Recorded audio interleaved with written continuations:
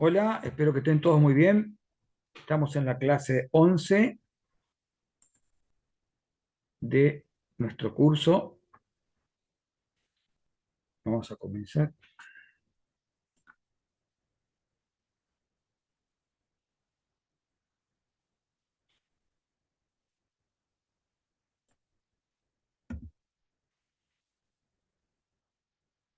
Esto es un pequeño párrafo del cuento El Aleph de Borges.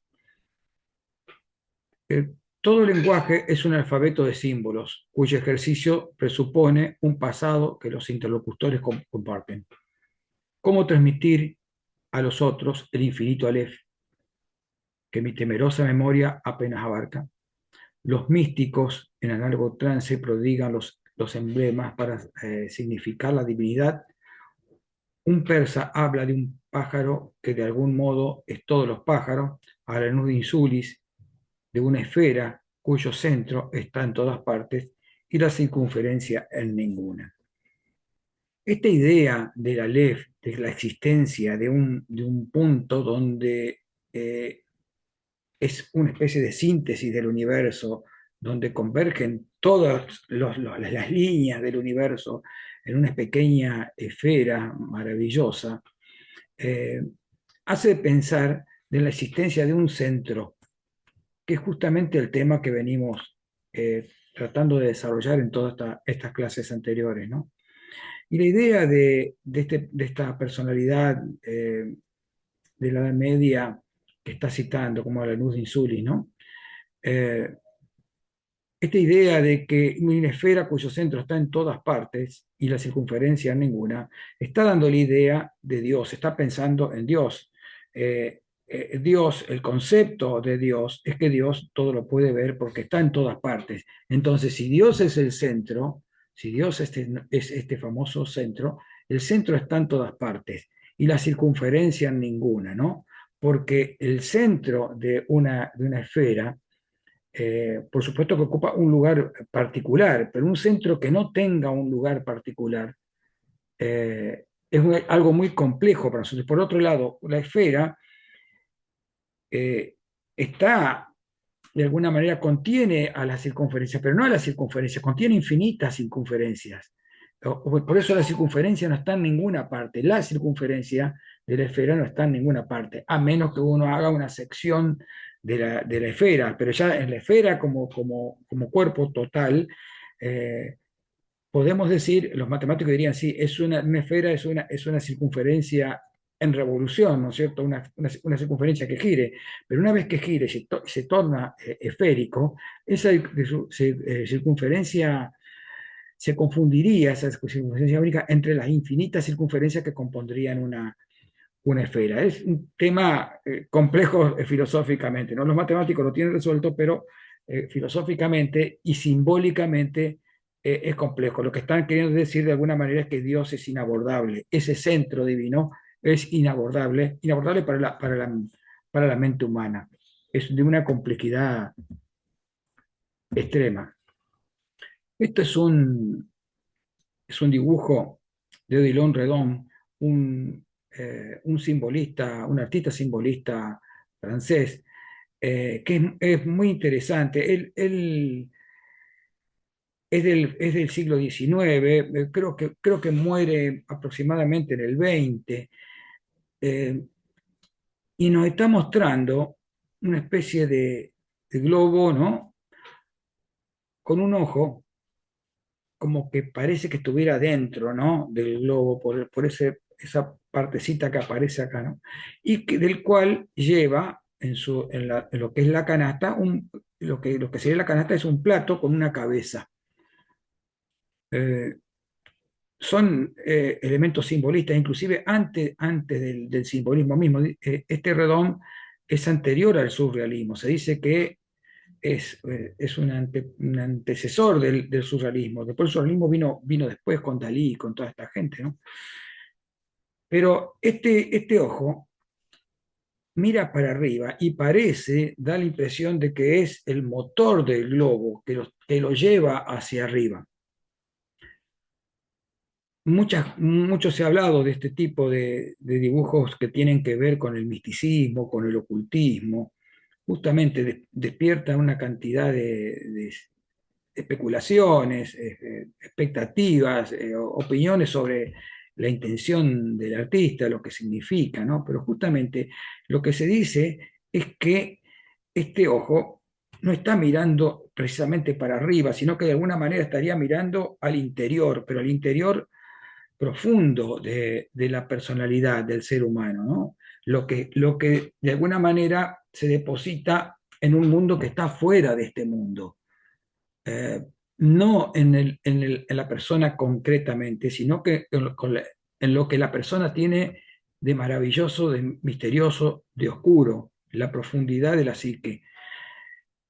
Por supuesto que también es anterior al psicoanálisis, por eso se dice que Redón de alguna manera trabajó este tema del inconsciente mucho antes de la aparición del inconsciente, formalmente hablando de, con el desarrollo freudiano y demás, ¿no? Y todo lo que va a venir después. Por eso me pareció muy interesante. Entonces, el ojo, en este caso un globo que lo eleva del nivel terrenal del ser humano a un nivel superior, pero superior que tranquilamente podría estar en el interior del ser humano. No, no significa que sea la divinidad. Esto no tiene que ver directamente con la religión, sino con otro, con el misticismo de la religión, con algo que es muy, muy profundo en el ser humano, tanto colectivo como personal, ¿no? Por eso hablaban del ojo como una ventana entre estos dos mundos, ¿no? Este ojo está mirando a los dos mundos desde una situación particular y de alguna manera está aspirando este globo a acceder, a ir al otro mundo, a tomar del otro mundo lo que le pertenece. Acá tenemos otra ilustración. Este ojo es muy particular, parece no estar mirando a ningún lado, no parece parte de una cara, si bien está, la forma en que está hecho es muy, muy extraño, ¿no?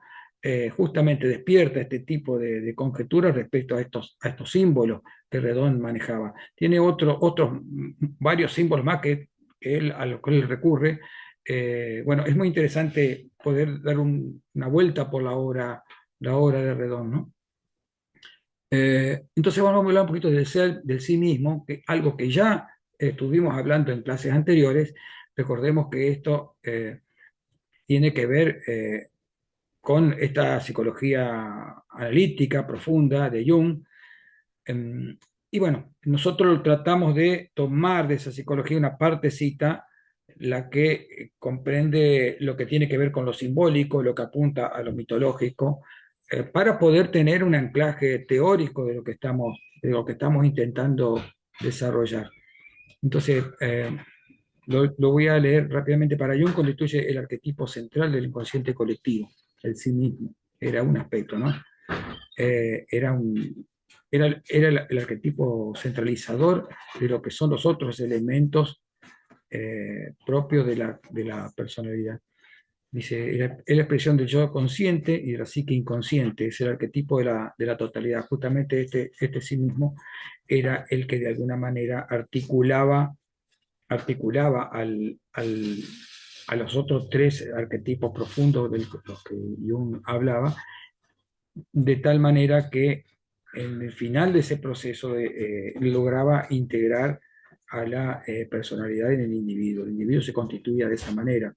Entonces, ese arquetipo que de alguna manera expresaba los miedos, los enemigos, estos monstruos con los cuales, monstruos internos contra los cuales las personas luchaban, había que de alguna manera integrar eso como parte de la personalidad, lograr la armonía y bueno, este, este aspecto, el sí mismo, era el encargado de ese. Es abarcador, tiene lo inconsciente, pero lo consciente también, abarca todo y pretende lograr la integración del individuo, ¿no? El individuo. El centro de la psique es una entidad que la conciencia no puede captar directamente, por ello el sí mismo utiliza símbolos para hacerse notar. Estos símbolos suelen tener forma geométrica que sugieren equilibrio y unidad. Recordemos que los símbolos de alguna manera materializan para que los podamos de alguna manera asir a elementos que son muy profundos y que si no tuviéramos ese marco simbólico concreto de los símbolos en sí, sería prácticamente imposible acceder. Por eso Jung se compenetró mucho con el tema de los mandalas, porque justamente los mandalas, él decía que eran las representaban el sí mismo, ¿no? Como plenitud, porque de alguna manera eran elementos que tienen círculos, pero que integran también elementos que son cuadráticos, ¿no? Están vinculados por los cuadrados por cuatro elementos, y otros elementos más, como los que estamos acá. Muchos tienen aspecto decorativo, pero bueno, en realidad vamos a la síntesis de todo eso. Es el patrón riguroso que impone una imagen circular de este tipo compensa el desorden del estado psíquico, concretamente mediante la construcción de un punto central al que todo se relaciona. Esta idea, ¿no?, de lo circular con un punto central que logra articular al resto de los elementos, particularmente aquellos que son de naturaleza cuadrática, ¿no? Con frecuencia veían el número 4 o sus múltiplos en los mandalas, a menudo representados por cuadrados, cruces, soles, estrellas o con 4 u 8 rayos. Entonces, la geometría, como una metáfora psicológica. Jung trabajaba el tema de la terapia. Nosotros esa parte no la tomamos, pero de todas maneras es interesante porque a partir de ahí desarrolla todos estos conceptos que se vinculan con el campo de los símbolos. Entonces dice que yo me explica que el ego, nuestra conciencia ordinaria, suele creerse el centro de la personalidad. Sin embargo, el arquetipo del centro nos recuerda que somos parte de una estructura mayor. El ego, cuando el ego se pasa de límites, de los límites que normalmente tendría que tener, se cree que es el centro, pero en realidad el centro es el sí mismo. Por eso yo puse este círculo con este centro, intentando eh, hacer una ilustración de estos conceptos que parecen tan complejos. El ego es el punto central de la conciencia, pero no es el centro de toda la psique. El sí mismo es el verdadero centro organizador de la personalidad. Abarca la totalidad de la que sigue integrando tanto la conciencia como el inconsciente, es lo que acabamos de decir. Entonces dice, a menudo el ego es cuadrado cuando se vuelve rígido y defensivo. Esto ocurre cuando se identifica en el exceso con lo material, el qué dirán o la necesidad de tener siempre razón. Esta exacerbación del ego, ¿no? El ego que se impone por encima de todos los aspectos de la personalidad y se instala como, se pretende instalar como un centro. Ese es el tema. Por eso el sinismo regula este tipo, o intenta regular este tipo de cosas, ¿no? El círculo representa la totalidad del sí mismo. El sí mismo es lo ilimitado porque es totalizador. Y el cuadrado representa el área del ego y la realidad física, lo limitado. Por eso se dice que el cuadrado está relacionado es cuando el ego se identifica demasiado con el mundo material, con el aspecto material, ¿no? El hombre, al estar en contacto con ambos, está en proceso de individuación. Eso es lo que se busca, ¿no? El movimiento desde el centro del cuadrado, el ego, hacia el centro del círculo, la totalidad. Dice, el centro Jung es el lugar donde se reconcilian los opuestos, justamente cuando el sí mismo logra conciliar estos opuestos, como el tema de la persona, bueno, de la sombra, el ego, se logra la individuación, digamos, formar al individuo con todos los elementos en armonía. A nosotros lo que vamos a tener que tener presente, porque vamos camino a eso en esta clase, es la relación entre el círculo y el cuadrado.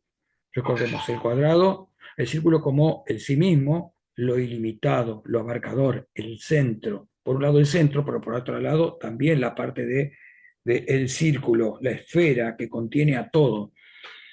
Y el cuadrado justamente con lo vinculado con lo físico, con el mundo terrenal, con la parte material de la persona misma, con el cuerpo, que es lo limitado. Limitado en varios aspectos, porque la materia es limitada, pero por otro lado también limitado porque de alguna forma es como si fuera una pretensión de lo ilimitado. Pretende ser, pero por supuesto que tiene sus límites.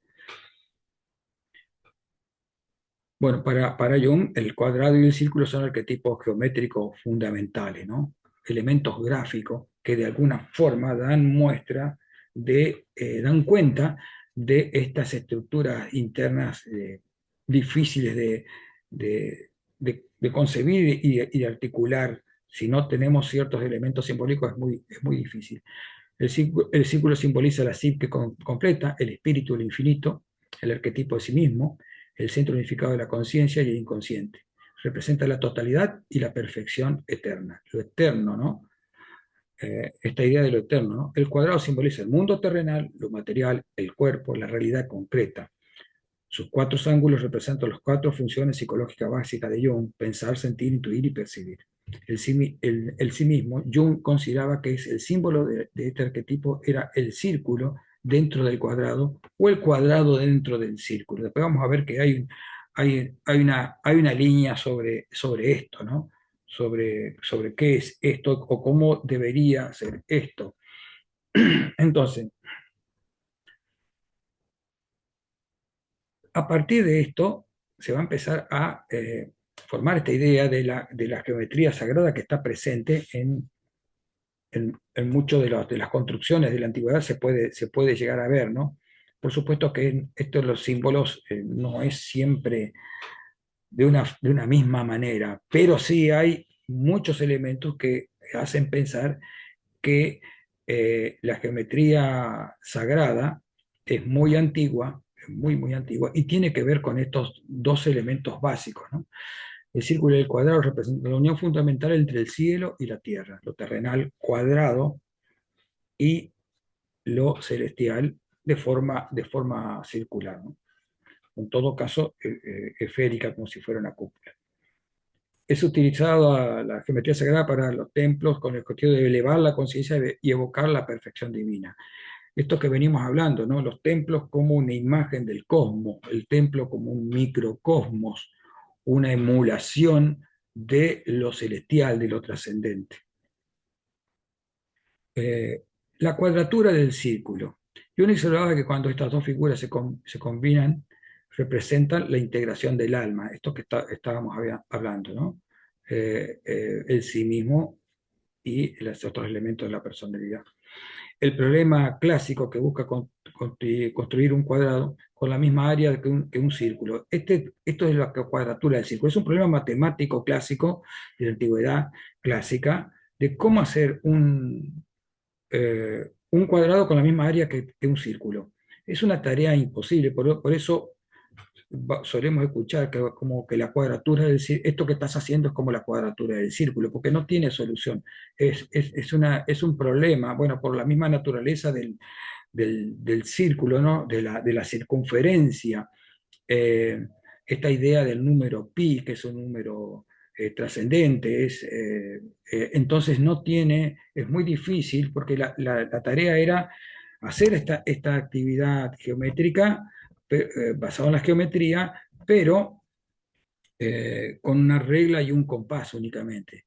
Entonces es una cosa no es complicada, es imposible, no se puede hacer, porque eh, pi es un número irracional y es un número infinito, pero es trascendente también. No hay ninguna operación del álgebra clásica que pueda dar como resultado el número pi. Entonces se complica muchísimo y hacerlo particularmente con una regla y un compás, ¿no?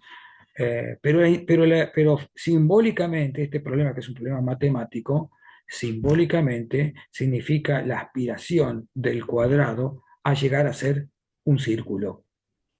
Esto de la misma área también simbólicamente es muy interesante. Dice, a nivel simbólico se representa el desafío humano de elevar la materia del cuadrado, de lo terrenal, hasta la perfección espiritual que significa el círculo. Por eso decimos que este proceso no debería denominarse así, no debería denominarse la cuadratura del círculo, sino al revés. Es el cuadrado que pretende ser círculo, pretende ser pleno. Entonces, pleno, totalizador, eterno. Entonces, deberíamos llamarse la circulación del cuadrado. El círculo siempre tiene esa idea de movimiento. Por eso inclusive la palabra circulación significa movimiento, ¿no? Nos ha llegado así también. En cambio, el cuadrado, el hecho de ser cuadrado, da idea de estaticidad, porque lo cuadrado está vinculado con el número 4, pero particularmente en la antigüedad tenía la importancia de los puntos cardinales, entre otras cosas, ¿no? Entre otros elementos, ¿no? Entre el arriba y abajo y otras cosas. Pero más que nada, cuando un templo se diseñaba cuadrado para poder orientarlo en función de los puntos cardinales. De ahí que la clase pasada vimos, eh, no, la clase pasada no, en una clase anterior, un par de clases anterior, me parece, vimos el tema de la groma, este instrumento que fue desarrollado después por los romanos, era más antiguo, y que se utilizaba para hacer las cuadrículas, que primero empezaron con los campamentos y después siguieron con el tema de las urbes, ¿no? Se podían trazar los dos ejes, el cardo y el decumano. El cardo era el eje del norte a sur y el decumano era el que unía este y oeste, y a partir de ahí formar esa cuadrícula, ¿no? Esa cuadrícula. Un elemento cuadrado, orientado en función de los puntos cardinales, donde instalar las ciudades. Símbolo de lo terrenal, ¿no? El cuadrado este, como tratamos de desarrollar. Entonces vamos a Marco Vitruvio Polión, que era un ingeniero que estaba relacionado con Julio César, que escribió un tratado de arquitectura, ¿no? Y que relacionó las proporciones del cuerpo humano con la arquitectura, básicamente. Eso era lo que le interesaba, ¿no? Eh, y es un pensamiento que influyó mucho en el Renacimiento. El Renacimiento plantó la idea del hombre como el centro de todas las cosas. Y esto es lo que de alguna manera había planteado Vitruvio ya en su momento. Por eso vamos a leer algunos párrafos de la obra. Es imposible que un templo posea una correcta disposición si carece de simetría y de proporción. O sea, si era un lugar dedicado a la divinidad o dictado por la divinidad, como vimos en las clases anteriores, que los templos generalmente estaban asistidos o directamente habían sido dictados por la divinidad, tenían que tener ciertos elementos que los distingan. Bueno, las proporciones, justamente, la simetría, las proporciones, la orientación del templo tenían que ser perfectas. Como sucede con los miembros de la parte de un cuerpo de un hombre bien formado, un hombre con proporciones. Recordemos que la idea de las proporciones humanas, ¿no? En esa época. El cuerpo humano lo formó la naturaleza de tal manera que el rostro, desde la barbilla hasta la parte más alta de la frente, donde están las raíces del pelo, mide una décima de la parte de su altura total. Los restantes miembros guardan también una proporción de simetría. Yo lo fui cortando porque nada más que para ilustrar el problema, ¿no? Si alguno lo busca, al tratado lo puede leer. Los restantes miembros guardan también una proporción simétrica. El ombligo es el punto central, natural, del cuerpo humano. Entonces marca el ombligo como un elemento central. Acá vemos unas representaciones gráficas de esto que pertenecen a Giorgio Martini del siglo XV, ¿no? Ya en el Renacimiento. Recordemos que estábamos hablando del siglo I antes de Cristo. Entonces, el Renacimiento toma estas ideas porque el Renacimiento justamente se llama Renacimiento porque se supone que vuelven a la antigüedad clásica a buscar elementos para saltearse al cristianismo de la Edad Media. O sea, quieren romper con ese cristianismo y buscar, entre comillas, el verdadero arte, por ejemplo, y no solamente desde el punto de vista del arte, la construcción. No se podía, se habían perdido las técnicas con las que los romanos construían sus edificios. Específicamente, lo vamos a ver un poquito más adelante, el tema de la cúpula. No se podían hacer cúpulas hasta que Brunelleschi la hizo en el Renacimiento, la cúpula de Florencia, ¿no? De todas maneras, los romanos ya la habían hecho, pero se había perdido la idea de que cómo se podía construir una cúpula. De todas maneras, acá vemos unas cornisas que tienen el perfil de la persona y las proporciones, ¿no? De los lados. También tenemos este frontispicio donde hay una persona con los brazos en una determinada posición y cómo da idea de por un lado, simetría, pero proporciones. Las proporciones de donde salen las líneas horizontales, ¿no? En efecto, si se coloca un hombre boca arriba, con las manos y sus pies estirados, situando el centro del compás en su ombligo y trazando una circunferencia, esta tocaría la punta de ambas manos, los dedos de los pies, ¿no? La figura circular trazada sobre el cuerpo humano nos posibilita lograr también un cuadrado si se mide desde la planta de los pies hasta la coronilla, la medida resultante será la misma que la que se da entre la punta de los dedos de los brazos extendidos, exactamente su anchura mide lo mismo que su altura, como los cuadrados que trazamos con la escuadra, ¿no? Y acá tenemos del Tratado de Di Giorgio, de Martini, em, la lo que está diciendo Vitruvio acá, ¿no? La idea del círculo, tomado desde el ombligo el centro, se traza el círculo, y luego aparece también el cuadrado, ¿no? La vinculación. Es la idea esta, ¿no? De la cuadratura del círculo, o de lo que decíamos, proponíamos que era la circulación del cuadrado, ¿no? Pero en todo caso es la integración de uno en otro, en un mismo elemento. Así como el ser humano es así, bueno, los edificios también religiosos tendrían que ser esto, ¿no? Por el tema de la arquitectura sagrada. Entonces, esta es la versión más conocida de este mismo relato, ¿no? Realizado por Leonardo. Acá vemos un hombre eh, que yo les comentaba que en realidad serían dos hombres porque no es un hombre en movimiento. No sabemos bien cuál fue la intención de Leonardo, pero por ejemplo se destaca que en la cara, la mitad de la cara pertenece a un viejo y la otra mitad pertenece a un hombre más joven, como queriendo abarcar cierta totalidad de la vida humana, ¿no? Por eso hay ciertas opiniones al respecto. De todas maneras, lo que nos interesa ver es esto, ¿no? La integración del círculo y del cuadrado. Pero hay un detalle, fíjense que el círculo sobrepasa la parte de arriba del cuadrado de la cabeza, y la parte de abajo es como que el círculo está pisando. Eh, es como que no están centrados. Justamente esto es así. Entonces, lo que dice Vitruvio que del ombligo se traza la circunferencia, precisamente es lo que acá estamos mostrando, ¿no? En el dibujo de Leonardo.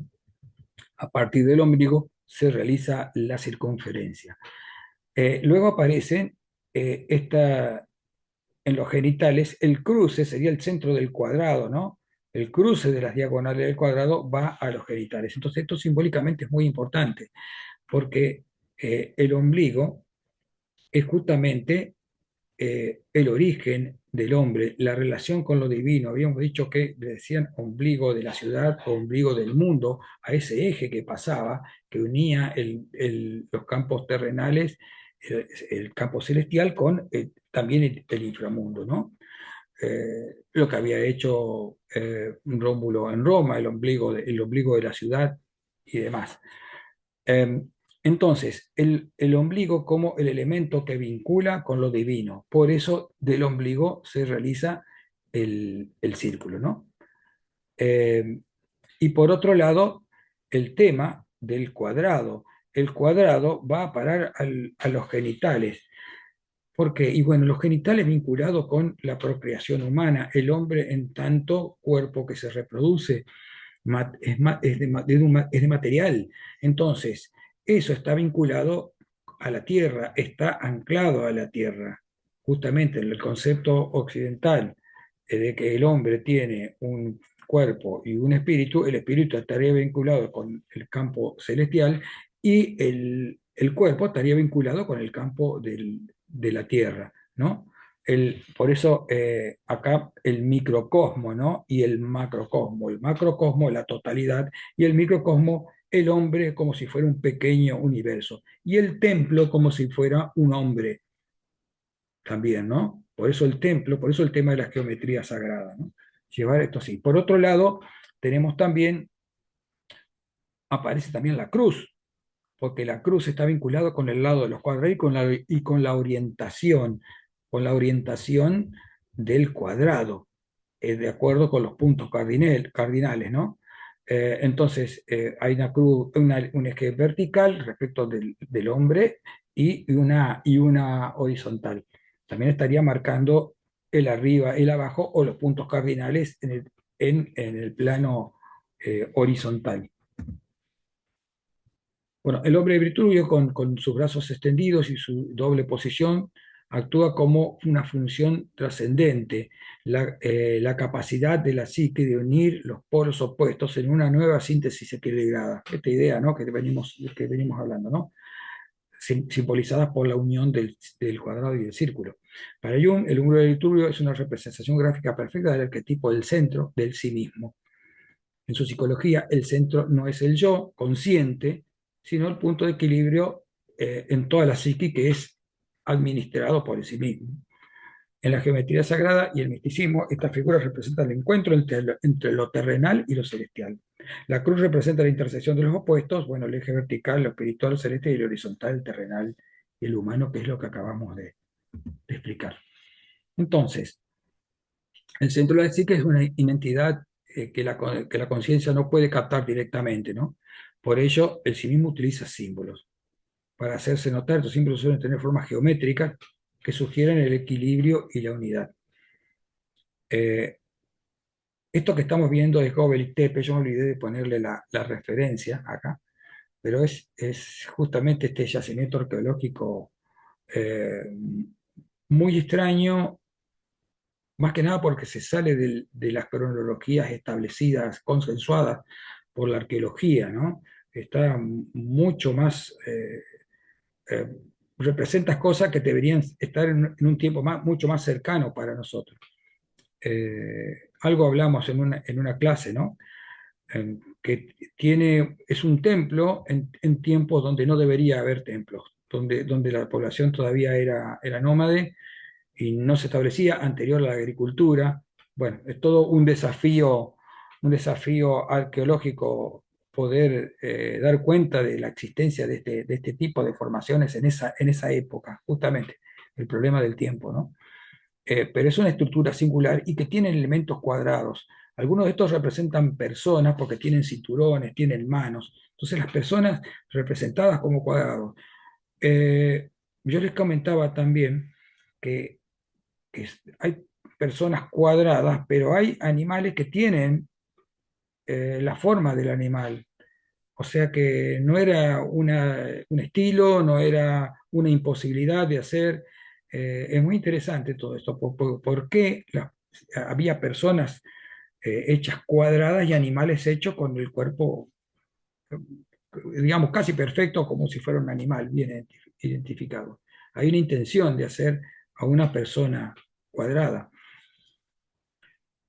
Bueno, y la arqueología del círculo y el cuadrado representan una dualidad cósmica que utilizaban las sociedades antiguas para organizar sus espacios, ¿no? Esta idea de hacer redondo el templo, en lugar del ritual, hacerlo redondo, manifestando de alguna manera ese vínculo o esa intención de vincularlo con el círculo, con la circunferencia que evoca simbólicamente al campo de la divinidad.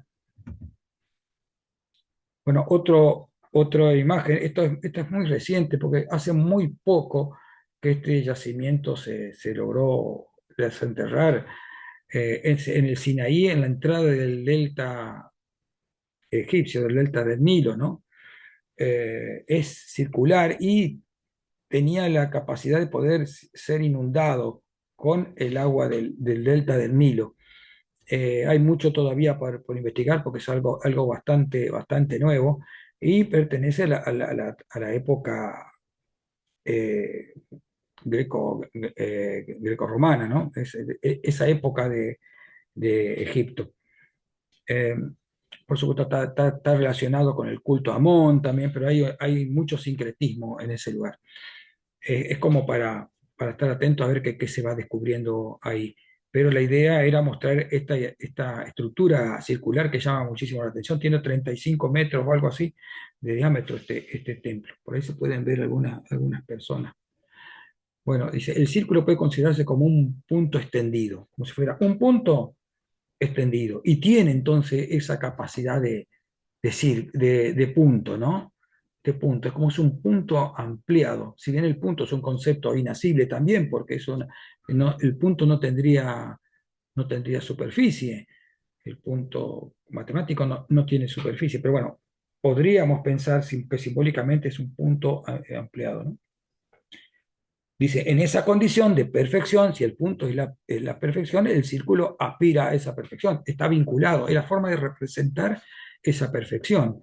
Dice, los efectos creados desde el misterioso y poderoso punto central, la totalidad, ¿no? El Aleph, que citaba Borges, propuesto por Borges. El círculo simbolizará también el cielo y en consecuencia el movimiento circular y inalterable. Y ahí podemos hacer algún tipo también de observación. Para las personas la Tierra es estática. El plano de la Tierra es estático, no se mueve para ningún lado. En cambio el cielo se mueve continuamente. El Sol se mueven las estrellas, se mueven las estrellas durante la noche, pero también durante el año cambia las posiciones de las estrellas. Y bueno, los planetas también se mueven. Entonces, el círculo da idea, la rueda, ¿no? La rueda que gira. Eh, la, la- el círculo da idea de dinamismo, de movimiento. En cambio, el cuadrado es estático. De hecho, está anclado a los puntos cardinales y de ahí no se puede mover. Pero hay una cuestión. Si uno mira un cuadrado, se ve la idea de estático, pero si uno lo pone el cuadrado de tal manera que uno de los ángulos del cuadrado quede sobre la horizontal, da idea de inestabilidad, como que ese cuadrado puede llegar a moverse. Entonces ahí se crea simbólicamente la posibilidad de que podría llegar un cuadrado a moverse en forma de círculo. Pero por supuesto, son observaciones nada más. Hay que tener en cuenta que estamos trabajando en el campo de lo simbólico. El cielo mismo llega a ser símbolo del mundo espiritual invisible y trascendente, lo divino, pero más directamente el círculo simboliza el cielo cósmico, ¿no? Y particularmente en su relación con la tierra. Eh, entonces, el cielo, como un sinónimo de movimiento perfecto, el mismo Platón lo tomaba así, ¿no? De hecho, el mundo trascendente, el mundo de las ideas y el mundo terrenal como una mala imitación de eso, ¿no? La diosa Nut, ya la hemos visto, pero no la citamos, anteriormente vimos donde aparecía. La diosa Nut es la diosa del cielo, está representada por una mujer que tiene estrellas todo en su cuerpo, ¿no? Y tiene una contraparte por esta cuestión también de la simetría, la manía por los dualismos y la simetría egipcia, ¿no? Tiene una contraparte del inframundo que está al revés. Entonces, la diosa Nut es una diosa protectora. De hecho, aparecía en el interior de los sarcófagos, dibujada o representada por las estrellas, y también en los techos de las tumbas. Nosotros estuvimos viendo la tumba en un momento vimos la tumba de Seti I, donde hay un techo astronómico, pero ni siquiera el techo astronómico. Ahora vamos a ver uno que no es estrictamente astronómico, si bien tiene estrellas, no tiene constelaciones, no intenta reproducir las constelaciones de la bóveda celeste, sino que lo que muestra en todo caso es el símbolo del cielo en su totalidad. Eh, entonces, la diosa Nut se representaba también al revés. Y entonces, esa diosa todas las noches tragaba el sol y el sol pasaba por el inframundo y lo paría, con su vagina, paría el sol al amanecer. Entonces, justamente la idea de muerte y renacimiento, volver a parir, parir el sol todos los días, significaba que el sol moría y renacía todo el tiempo. Y eso es lo que aspiraba el muerto en Egipto, ¿no? Sabía de la existencia de otra vida concreta, muy descrita y todo por los textos, y aspiraba a eso. Por eso al interior de los ataúdes o en los interiores de las criptas de las tumbas, también se ponía la diosa Nut, una diosa muy presente, muy venerada y muy antigua. Ya aparece en los textos del reino antiguo, ¿no? Y acá la vemos cubriendo justamente esta escena a manera de protección. Bueno, esto es algo bastante típico, ¿no? Este cielo estrellado de esa manera. Eh, los techos de los templos también lo tenían. Pero lo que quiero destacar acá es justamente la forma abovedada. Los egipcios no tenían muchos elementos, no conocían muchos elementos constructivos para hacer bóvedas, pero en el caso de las tumbas tenían la ventaja que al ser hipogeos es la piedra de la montaña tallada, ¿no? Entonces se podían tallar las bóvedas sin problema. Sí, se podían hacer bóvedas de madera y demás, pero no tenían una vida muy importante. Entonces se podían construir. Sí, esta bóveda estaría imitando de alguna manera la forma de la diosa Nut que está envolviendo las cosas. Eh, de alguna forma era la representación circular de lo que se veía en el cielo, ¿no? Que se asemeja desde acá a una esfera, ¿no? Todavía no aparece el tema de la cúpula. El cuadrado es una expresión geométrica de la cuaternidad, ¿no? El número 4 como número importante dentro de la antigüedad. Es decir, la combinación de relación regular de cuatro elementos. Por eso mismo responde al simbolismo del número 4 el cuadrado, ¿no? Los cuatro elementos, las cuatro estaciones del año, ¿no? Las cuatro edades de la vida. No estamos hablando particularmente de Egipto, sino que estamos haciendo algo general. En Egipto no había cuatro estaciones, pero bueno, representa esto, ¿no?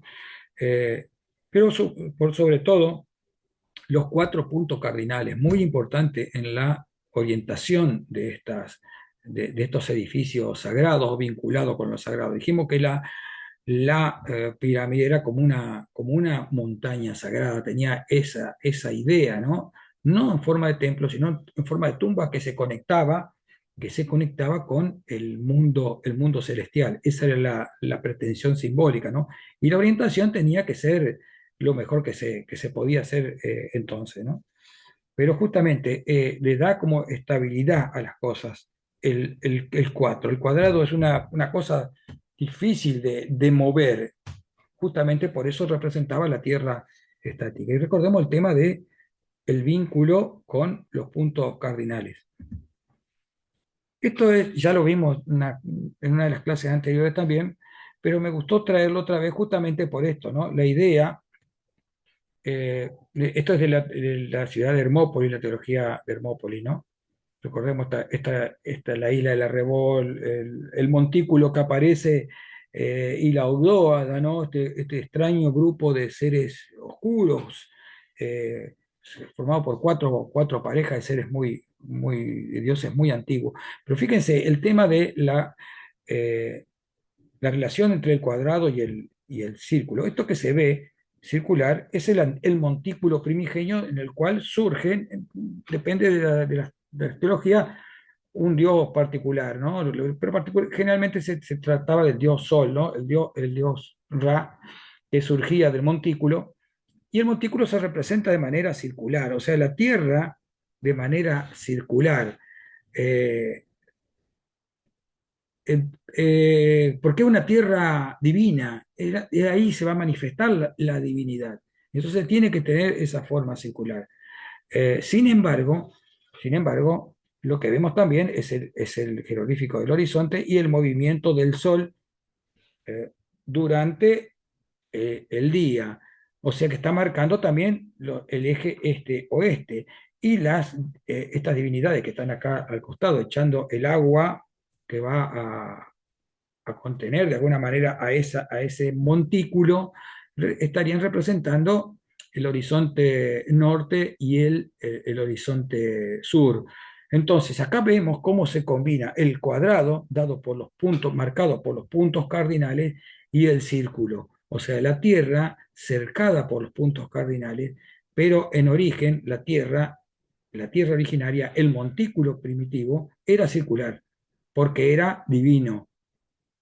Luego la Tierra adquiere simbólicamente esa estructura cuadrada de algo de que no se va a mover, algo que no va a cambiar, en contraposición al movimiento divino del cielo, que tampoco cambia, es estático. Por eso los símbolos van y vienen, depende de la óptica que tengamos al representar las cosas. Entonces, en este caso, la Tierra está representada circular, cuanto el hombre en realidad, en otro aspecto, la veía cuadrada con límites, justamente. Pero esta Tierra es circular justamente porque está vinculado con un elemento sagrado, pero está flanqueado o tiene el marco simbólico del cuadrado al manifestar los puntos cardinales. Estos son los vasos canopos, unos vasos donde se ponían las vísceras, los elementos más importantes de las entrañas del muerto, ¿no? Cuando era momificado. Eh, Inseti, Happy, Kebensenuef, Duamutef. Son difíciles, medio cacofónicos de pronunciar. De todas maneras, eh, tienen cabezas, uno tiene una cabeza de una persona y el otro tienen cabezas de animales, de un chacal, de un halcón y de un babuino, ¿no? A veces quienes no están familiarizados con este tipo de cosas confunden con Anubis, por ejemplo, o con Horus. Pero no, se trata de los hijos de Horus. Son unos elementos simbólicos que acompañaban, unos seres que acompañaban al muerto. De hecho, están presentes en el juicio, en la psicostasia, en el juicio de Osiris, están presentes, ¿no? Eh, Acá vemos otra vez el dios Sol y Khepri. Recordemos, Khepri se le llamaba al escarabajo solar con el disco solar. Recuerden que había un texto que decía que me llamo Khepri al amanecer, Ra al mediodía y Atum al atardecer. O sea, era una manifestación del sol, un aspecto del sol en su momento de renacimiento. Esa era la concepción, ¿no? El escarabajo. Bueno, es un escarabajo alado, vinculado totalmente con el cielo. Y esto que está acá, que parece ser el disco solar también, está representando al montículo primitivo, el Sol como naciendo de nuevo desde el montículo.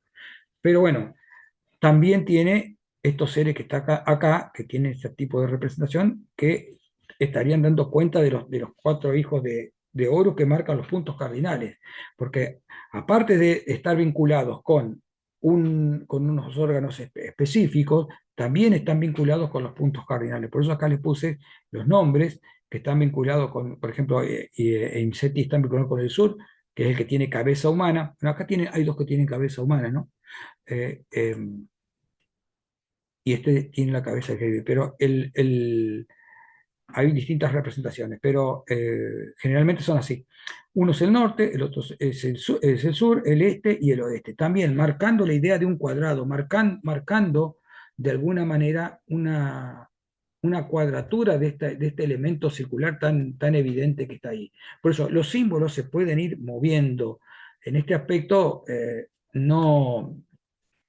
no corresponde estrictamente a una distribución de los puntos cardinales, pero están ahí porque ellos son símbolos de los puntos cardinales. Entonces están marcando esta idea del vínculo entre lo cuadrado eh, y y lo circular, ¿no?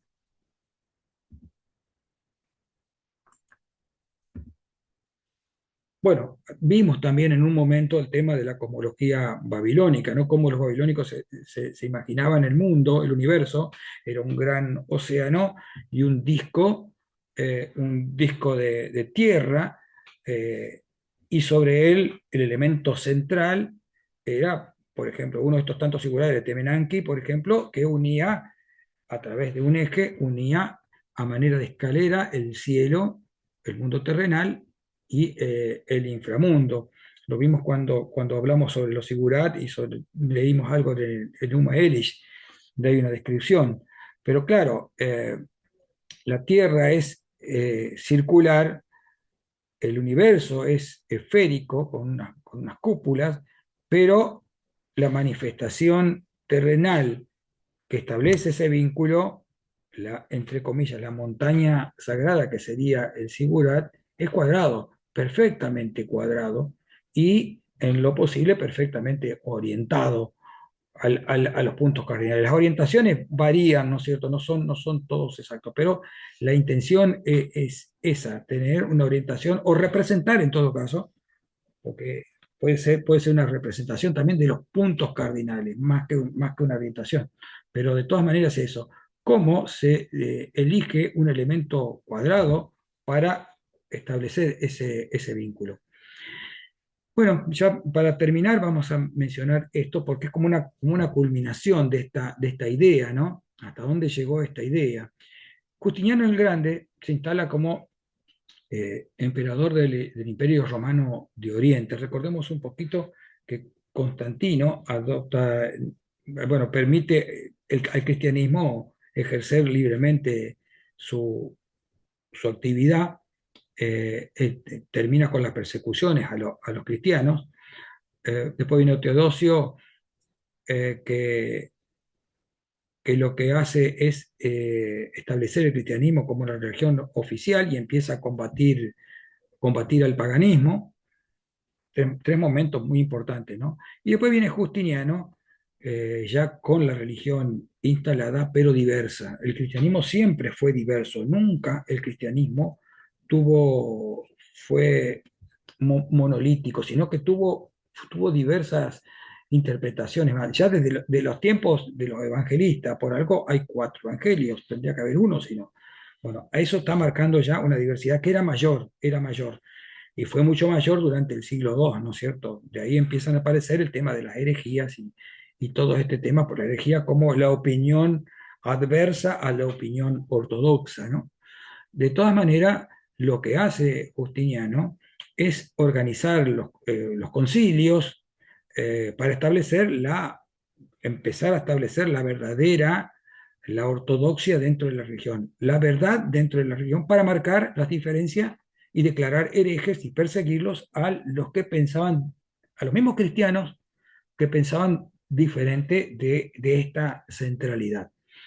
Esa era la intención, entonces, unificar al imperio en un solo cristianismo para todo el imperio, porque él justamente era un elegido de Dios, era el jefe de la iglesia. El papado no tenía la institución que tiene actualmente todavía, ¿no? Existía, por supuesto, el obispo de Roma, pero el papado como institución todavía no estaba instalado, y él era el jefe de la iglesia, y como jefe de la iglesia era elegido por Dios, de hecho el papa también, en la actualidad. Entonces, él era jefe de Estado y también era jefe de la iglesia. Entonces decidió culminar esto que estamos hablando, el vínculo entre lo terrenal y lo celestial, ¿no? Eh, Recordemos que las cúpulas ya se habían hecho en Roma, recordemos el Panteón de Agripa, ¿no? Eh, pero claro, el Panteón de Agripa es una cúpula montada sobre un cilindro, entonces la cúpula apoya sobre todo el cilindro. Es muy estable, de hecho todavía está prácticamente intacta la construcción, la estructura, ¿no? Con tantos años, ¿no? Eh, Sin embargo, lo que quería Justiniano es la unión de estos dos símbolos, de la basílica romana. Recordemos que basílica es una palabra que significa lugar del rey, y era una estructura administrativa romana que era rectangular, ¿no? Cuadradas. Eh, y, eh, y, y el poder del cielo en la cúpula. Pero si uno une una estructura con la otra, la cúpula apoyaría en 4 puntos nada más y sería totalmente imposible, totalmente inestable. Entonces le contrató a estos constructores, a Antemio de Trales y a Isodoro de Mileto, y justamente les tiró el problema que ellos lograron resolver en la que se llamó después la Basílica de Santa Sofía, ¿no? De Hagia Sofía. Justiniano construyó como 100 iglesias, más o menos. Fue un gran constructor. Y este fue el mayor desafío: cómo construir una cúpula de base de circunferencia en una estructura cuadrada. Entonces ellos inventaron este tipo de artificios que se llaman pechinas, ¿no? Que son como una especie de triángulos combados que soportan eso. Y encima, eso les permitió, de alguna manera, producir entradas de luz. Entonces, la imagen que se tiene de Hagia Sofía es esto, ¿no?